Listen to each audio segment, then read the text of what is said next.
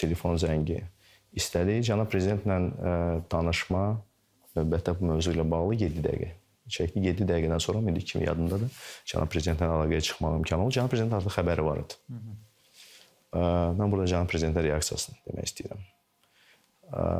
Yəni cənab prezident o məlumatı ondan ola bilsin ki, 1 dəqiqə, 2 dəqiqə əvvəl əldə etmişdir.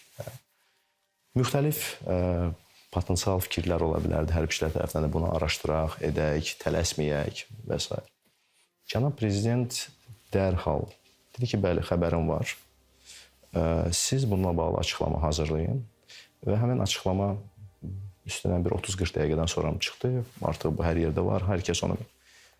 Açıqlamada olan tezislərin ardıcıllığı da cənab prezident tərəfindən deyilən həmin ardıcıllığa uyğundur.